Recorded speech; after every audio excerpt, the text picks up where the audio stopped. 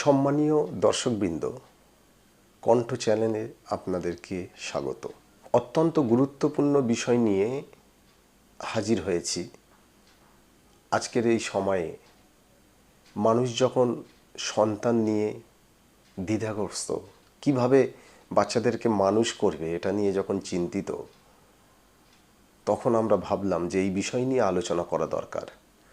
আসলে সন্তান সম্পদ হবে তখনই যখন সন্তান হবে সুসন্তান। দেখুন, আমরা পৃথিবী থেকে কিছু নিয়ে যেতে পারবো না, তবে কিছু রেখে যেতে পারি। সেটা হচ্ছে সুসন্তান। তাই সন্তানকে সম্পদ বানানোর শপথ আমাদের প্রত্যেককে নিতে হবে। আপনারা নিশ্চয়ই জানেন, কিছুদিন আগে আমাদের এই শিক্ষা মন্ত্রণালয়ের নাম কিন্তু শিক্ষা মন্ত্রণালয় ছিল না, মানব সম্পদ উন্নয়ন মন্ত্রক। অর্থাৎ মানুষকে সম্পদ হিসাবে দেখা হয়েছে, মানুষকে সম্পদ ভাবা হয়েছে। তাই শিক্ষা মন্ত্রকের মতো গুরুত্বপূর্ণ মন্ত্রকের নাম শিক্ষা মন্ত্রক না দিয়ে মানব সম্পদ উন্নয়ন মন্ত্রক দেওয়া হয়েছে। আর এখন যদিও তা শিক্ষা মন্ত্রক হিসাবে পরিচিত। আপনি কোটি টাকা রেখে গেলে সন্তান যদি সম্পদ না হয়, সেই কোটি টাকা তার কম পড়বে।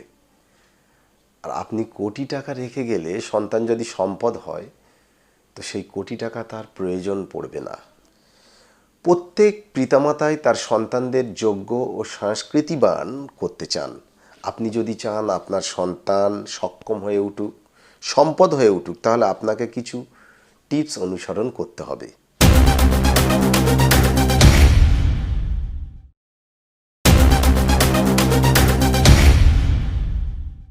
প্রথম আমরা বলবো, প্রথম টিপস হিসাবে, পরামর্শ হিসাবে, উপযুক্ত শিক্ষা। আর এই শিক্ষা, এই উপযুক্ত শিক্ষা শুরু হয় পরিবার থেকে।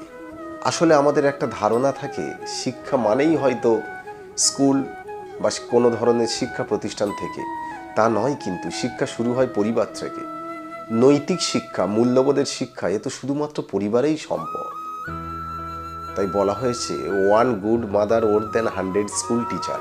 একজন আদর্শ মা 100 জন শিক্ষকের থেকে দামি। একজন বিখ্যাত দার্শনিক শিক্ষাবিদ এই কথা বলেছেন। তবে সেই মা আদর্শ মা হতে হবে। আর আদর্শ মায়ের সংজ্ঞা হলো একটাই, খেয়ে না খেয়ে সন্তানকে সম্পদ তৈরি করবে, উপযুক্ত শিক্ষা দেবে। শুধুমাত্র উপযুক্ত শিক্ষাই পারে সন্তানকে সম্পদ করতে। দ্বিতীয় টিপস হিসাবে আমরা বলবো, বাচ্চার জন্যই আমরা। দেখুন, আমরা একটা সময় এই শৈশবকাল পার হয়েছি, বাল্যকাল পার করে এসেছি, কৈশোর পার করে এসেছি। আজ আমাদেরও সন্তান আছে।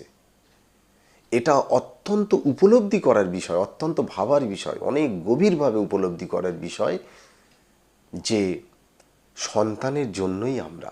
আমাদের বেঁচে থাকা, আমাদের চিন্তাভাবনা, আমাদের অর্থ উপার্জন সবই সন্তানের জন্য। সন্তানের জন্য আমরা, এই উপলব্ধি অত্যন্ত প্রয়োজন হয়ে পড়েছে।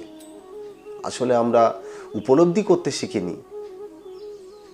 আমরা ভাবি অতীতে যেভাবে আমরা নিজেদের সময়গুলো কাটিয়ে দিয়েছি, এখনও হয়তো আমরা বিভিন্নভাবে সময় কাটাবো আর বাচ্চা সম্পদ হয়ে যাবে, তা কখনো নয়।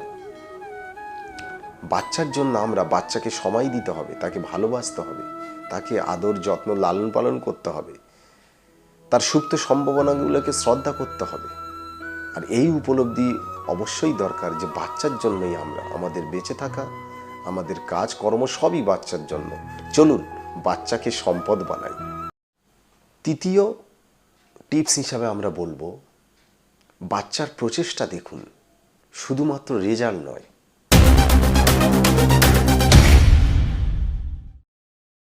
আসলে আমরা বাচ্চাদেরকে একটা চূড়ান্ত কম্পিটিশানে ফেলে দিচ্ছি। বড় বড় মনোরোগ বিশেষজ্ঞ বলছে, যা হয়তো তাকে হয়তো তাৎক্ষণিকভাবে কোনো সফল বলে মনে হতে পারে, কিন্তু পরবর্তী জীবনটা তার জন্য কঠিন হয়ে যায়, তার বাবা মায়ের জীবনটাও কঠিন হয়ে যায়।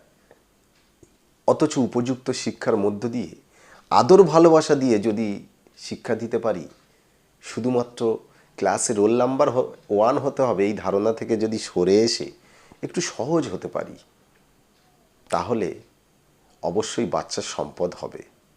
সন্তান প্রচেষ্টা করছে কি দেখুন, এক রোল যে হতে হবে তা নয়, যদি হয় ভীষণ ভালো।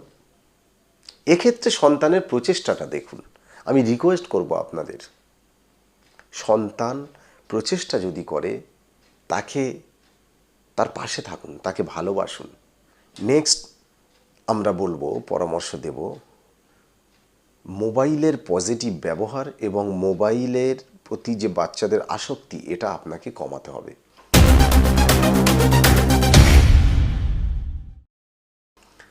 এক্ষেত্রে আপনার মোবাইল ব্যবহার কম করতে হবে বাচ্চার সামনে, এবং মোবাইলের পজিটিভ ব্যবহার সামান্য যেটুকু দেবেন তার পজিটিভ ব্যবহারটা দেখাবেন।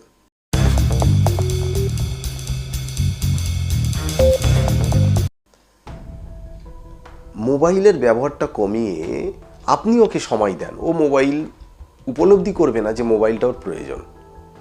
হ্যাঁ, সামান্য কিছু প্রয়োজন হতে পারে, বাট এটা যদি ও কন্ট্রোল করে বা মোবাইলের দ্বারা ও যদি কন্ট্রোল হয়ে যায়, মোবাইলের দ্বারা ও যদি পরিচালিত হয়, এটা বড় কঠিন হবে। বাবা মাকে চোখে জল ফেলতে হবে। তাই আসুন মোবাইলের ব্যবহার আমরা কম করি, বাচ্চাদের কম করতে সাহায্য করি। এরপরে যেটা বলবো অত্যন্ত গুরুত্বপূর্ণ, আপনি যে ধর্মের হন না কেন, মুসলিম, হিন্দু, খ্রিস্টান বা অন্যান্য ধর্ম, ধর্মের উদারতা শিক্ষা দেন। কোথাও যেন আমরা ভুলে গিয়েছি ধর্মের উদারতা। আমরা হিন্দু, আমরা মুসলিম, আমরা খ্রিস্টান, এভাবে কারা যেন আমাদেরকে ভাবতে শেখাচ্ছে। না, আপনি আপনার বাচ্চার ধর্মের উদারতা দেন। আমরা মানুষ হিসাবে বেঁচেছিলাম, মানুষ হিসাবে বাঁচতে পারবো, সকলকে আমরা আমাদের বুকে টেনে নিতে পারবো, মিলেমিশে কাঁধে কাঁধ মিলিয়ে আমরা এগিয়ে যেতে পারবো, এই উদারতা দেন। এই পৃথিবীতে একটি জাতি, মানব জাতি, একটি ধর্ম, ভালোবাসার ধর্ম, একটি ভাষা, হৃদয়ের ভাষা। এই উদারতা যদি ওকে দিতে পারেন, ও অবশ্যই সম্পদ বানবে। আর আপনি যদি মনে করেন যে শুধুমাত্র প্রাতিষ্ঠানিক শিক্ষা দিয়ে তাকে সম্পদ বানাবেন, তা কিন্তু সম্ভব হবে না। যে ধর্মের হয় না কেন, আজ থেকে আমাদের শপথ নেওয়া উচিত, ওই ধর্মের সুন্দর সুন্দর কথা আছে, উদারতার কথা আছে, ভালোবাসার কথা আছে, সকলকে বুকে টানার কথা আছে, এগুলো বাচ্চাকে শিক্ষা দেন। শুধুমাত্র প্রাতিষ্ঠানিক শিক্ষা নয়, সিলেবাসের বোঝা নয়, ফিরিয়ে দিতে হবে তাদের শৈশব। দাদু দিদিমার সঙ্গে সময় কাটাতে তাদেরকে সাহায্য করতে হবে, খেলার মাঠমুখী তাদের করতে হবে, খেলার প্রতি ভালোবাসা তৈরি করতে হবে। অনেক বাবাকে দেখা যায় কর্মব্যস্ততার কারণে কোনো সময় দিতে পারে না। আমরা বলবো, যে কাজ করুন, যত টাকা ইনকাম করুন, সারাদিন পরে অন্ততপক্ষে সন্ধ্যার পরে 1 ঘন্টা বাচ্চাকে নিয়ে খেলুন। সে কি করেছে সারাদিন জানুন, সেগুলোকে ভালোবাসুন। দেখবেন আপনার বাচ্চা কখন যে পৃথিবীর একটা অংশ তার ভালোবাসা দিয়ে জয় করে ফেলেছে আপনি ভাবতে পারবেন না। বাচ্চাকে সময় দেন, বাচ্চাকে ভালোবাসুন, ওকে কাছে ডাকুন, প্রতিদিন রাতে এসে বলুন, বাবা আজকে তোমার কি হয়েছে, স্কুলে কি হয়েছে, অন্যান্য প্রতিষ্ঠানে কি হয়েছে। এগুলোকে তার যে ইচ্ছা, তার যে কথাবার্তা, সে যে অনেক কিছু পারে, সে যে অনেক কিছু করেছে, এগুলোকে শ্রদ্ধা করুন। তাহলে সে খুশি হবে এবং আপনার জন্য অপেক্ষা করবে প্রতিদিন রাতে, মোবাইলের জন্য নয়।